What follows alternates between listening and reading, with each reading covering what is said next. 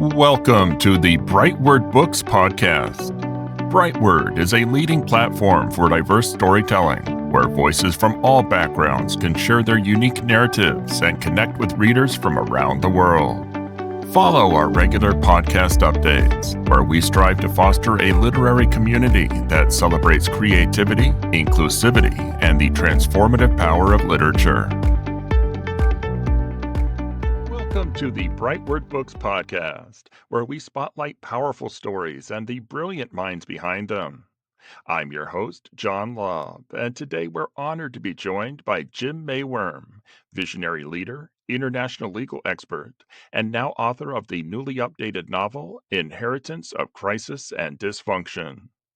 Set against the backdrop of a politically divided America and a fractured global landscape, Jim's book explores what it means to seek purpose, relevance, and truth in a world that feels increasingly unmoored through the eyes of protagonist Salt Pepper, a retired government insider drawn back into the halls of power.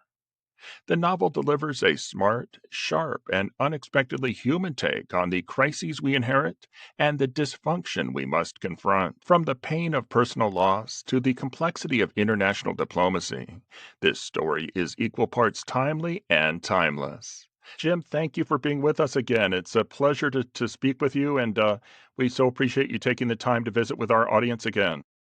Thank you, John. I look forward to talking to you and your audience. We've had good luck in the past, and so far nobody's gotten hurt, so it's good. That's a good thing. Well, Jim, I took a chance to look at all the reviews out there on Amazon, and I see a number of five-star reviews for the novel. So, congratulations, first of all. Quick question. Have you gotten any feedback from readers, positive, negative, or anything that surprised you about the way that the book perhaps touched a reader and that they wanted to reach out? Well, there is, I would say there hasn't been surprises except to the extent that we're surprised at the sincerity of many of the comments. They've been genuine and they've resulted in high ratings. And so I really haven't seen as much differentiation as I might have expected, but it's all in the positive sense as opposed to a negative sense. So we think it's been great feedback and it's been useful to us. If you don't mind, I'll just read part of one We'd letter. love to hear it. So this is from a gentleman who happens to be like me, a lawyer by background, but he's now in the library business. But he says, I wanted to extend my deepest appreciation and admiration for your remarkable book, Inheritance of Crises and Dysfunction.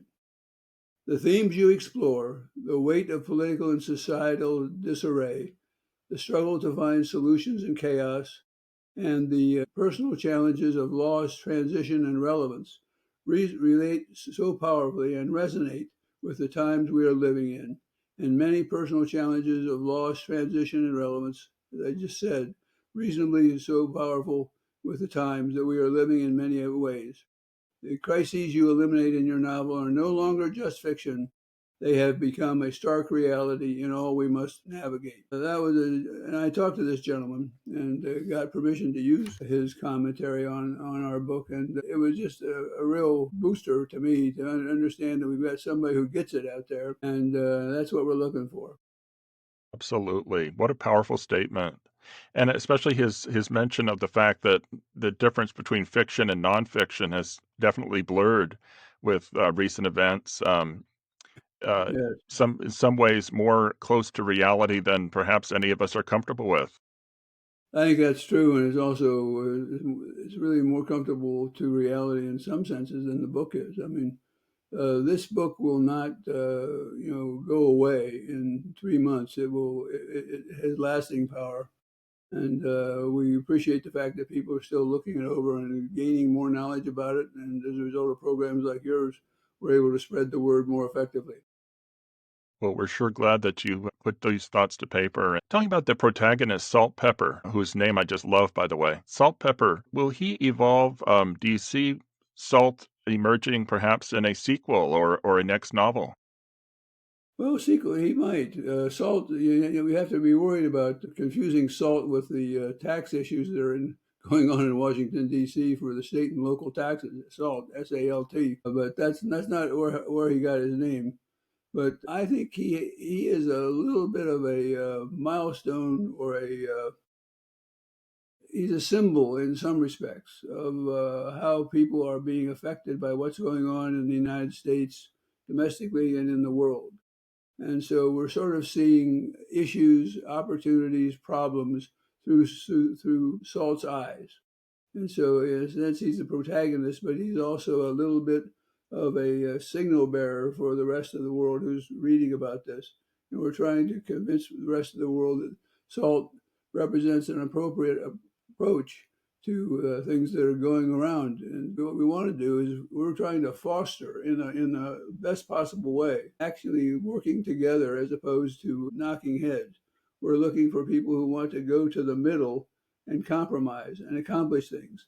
We're wanting people to be aware, cognizant of what's going on with other groups within the country and outside of the country. You have to appreciate where people are coming from if you're going to understand where they want to go.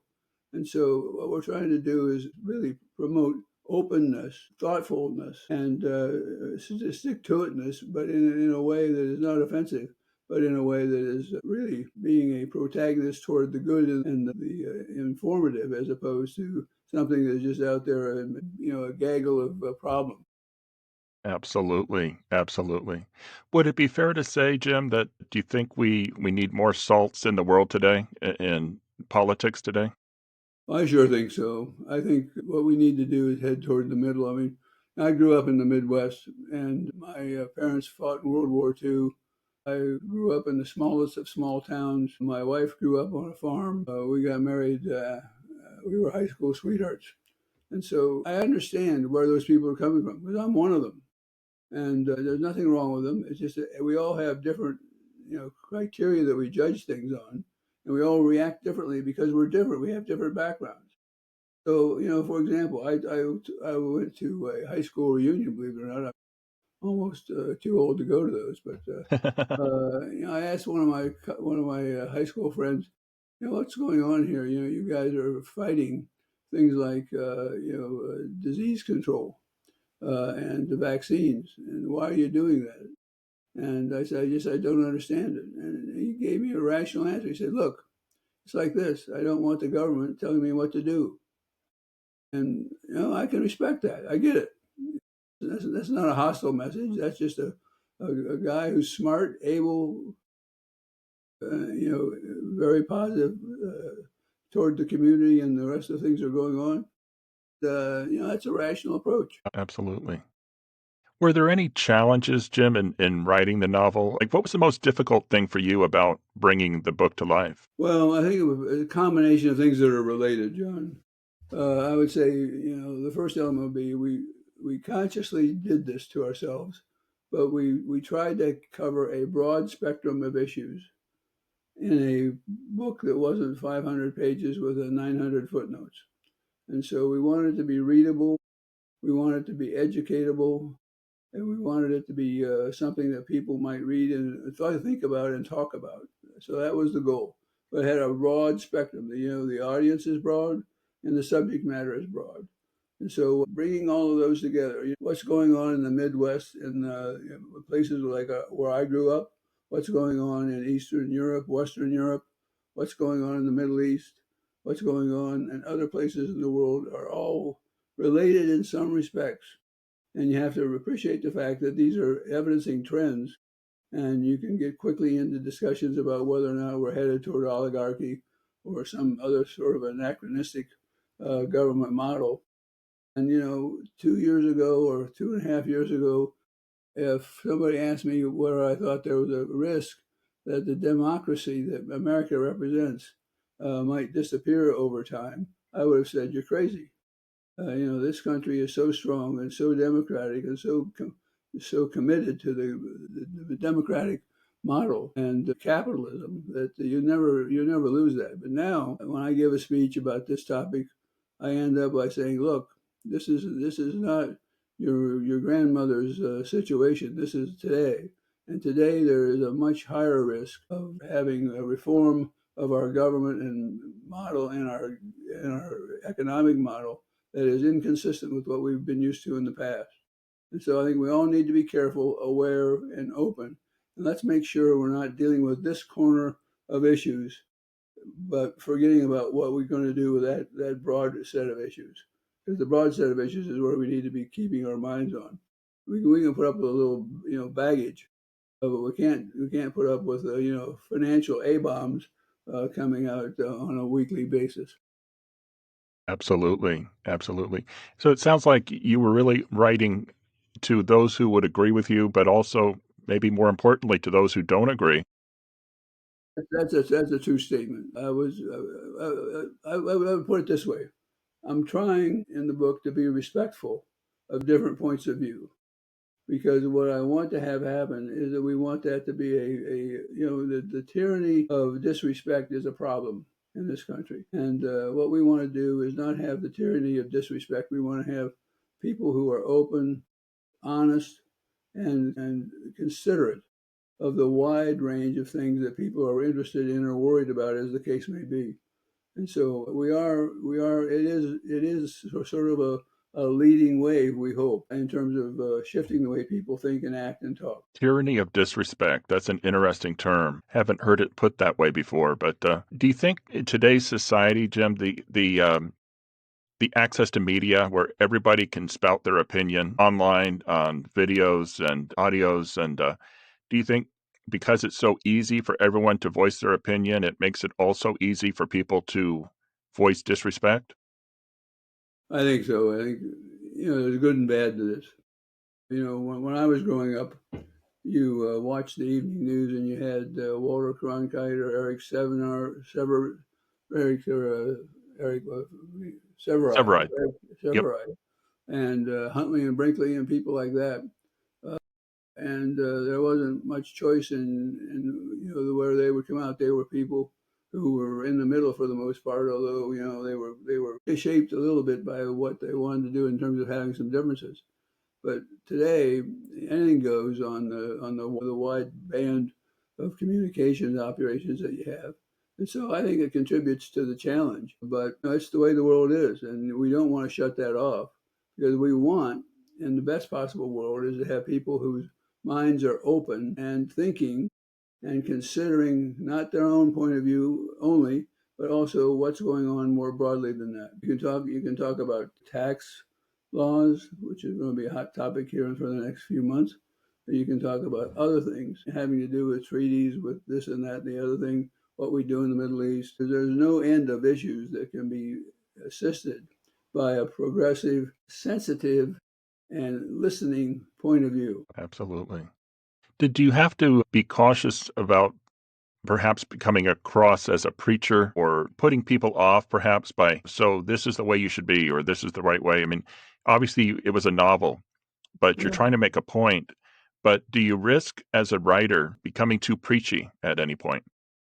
Well, it's interesting. After being too preachy that's a good clarification of one of my notes to myself when I was thinking about this discussion.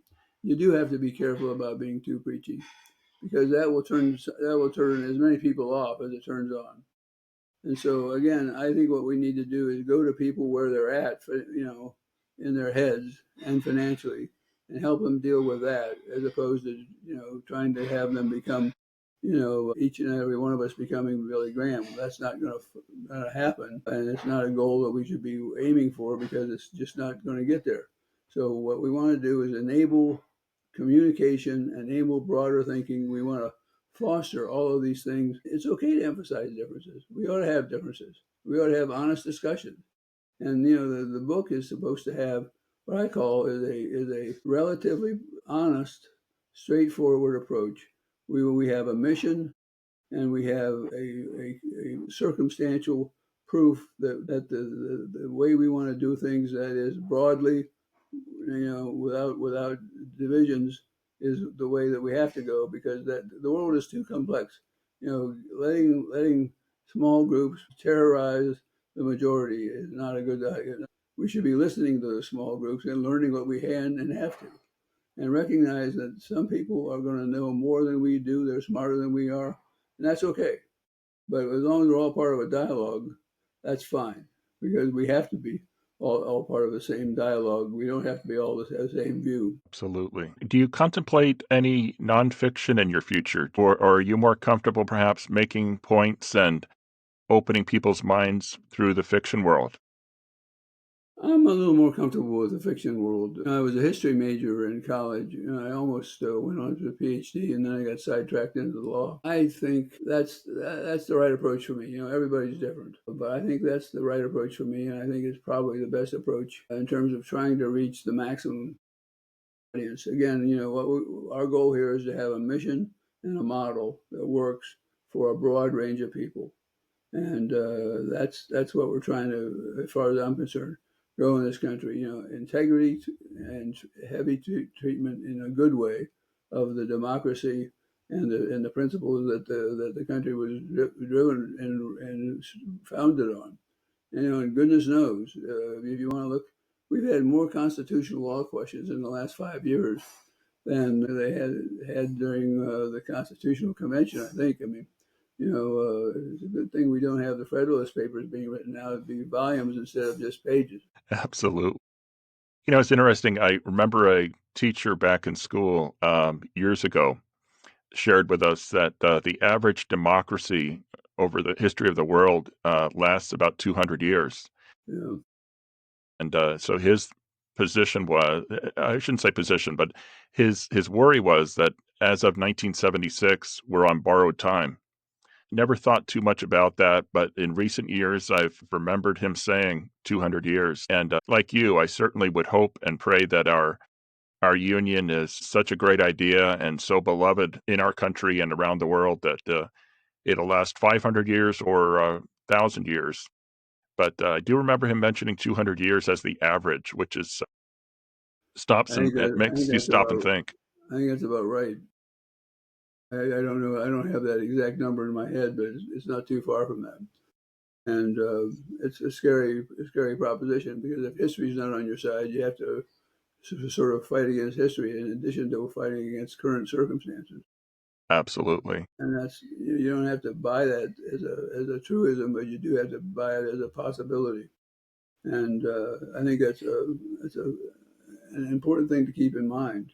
And certainly, I'm trying to do that as I go through this exercise of writing a book and talking to people about it, and where people have pretty strong feelings.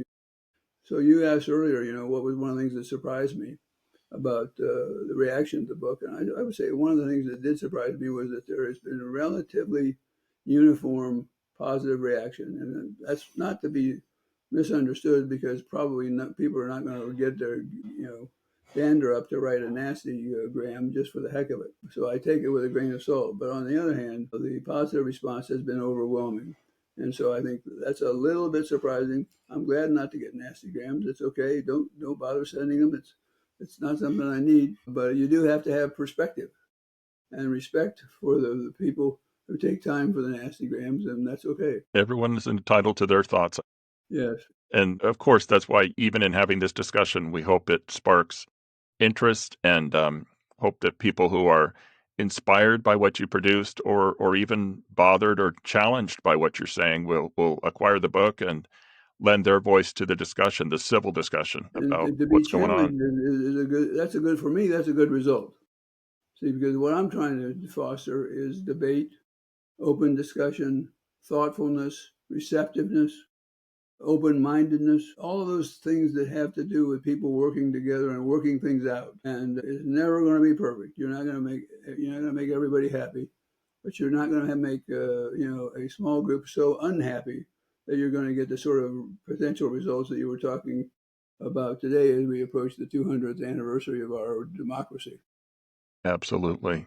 Absolutely. Jim, if you could have one world leader, whether it's religious leader, political leader, one world leader read your book and give you their honest feedback, can you tell us who that would be, or is that a tough question? It's a tough question. Let me try by answering that with characteristics. I would like it to be somebody who is respected, not necessarily because they are agreed with all the time, but because they are thoughtful. And you can go back and in recent history, and you can find people like that. And if you look at what's going on in our Congress today as opposed to what was going on, back in the 50s or the 60s. Even taking into account the turmoil over Vietnam and related activities. I think that's okay, but you can't beat good open dialogue and forceful but genuine and helpful dialogue and action. So I think this coming presidential election, which is pretty far away, but not so far away on the other hand, and there will be the midterm elections that are closer, where there will be some grades handed out by our population. And I think that's going to be an interesting set of circumstances too. But we need to have. I'm not trying to develop a pro-democratic or a pro-republican platform here. I don't have a platform. My platform is let's have a platform to debate things on, and to have it be a discussion base. It's a little like the corner of Hyde Park in London, where they have an area where speeches are given on a regular basis. What we need is a broader Hyde Park speech arrangement, and so we can share thoughts Absolutely. the way they did back in old times before we had all this mega communications capability. Absolutely. What's next for you, Jim? Are you working on another novel? Anything you can share with us? I don't have anything I can share with you. I'm actually fundamentally thinking about whether I want to write another book. And I'm giving that serious consideration, although my family would shoot me if I said that too far out loud. But I'm thinking about it, and I've thought about some areas that I might want to cover. But it would be a similar approach to life and issues. Excellent. Excellent. Well, it's been a pleasure visiting with you, Jim. And I know that based on our discussion and your previous visit with the podcast, that lots of people are going to be interested in picking up a copy of the book. And again, as I mentioned earlier, I know there's lots of 5-star reviews. So I think it would behoove all of us to get a copy and enlighten ourselves and read the story of Salt Pepper and more of the meaning behind that character and the novel. Well, think of him as everyman, and think of the options out there as being communication versus excommunication. And especially with a new pope, you don't want to be talking about excommunication. That's right. That's right. Well, thank you, Jim. It's been a pleasure speaking with you.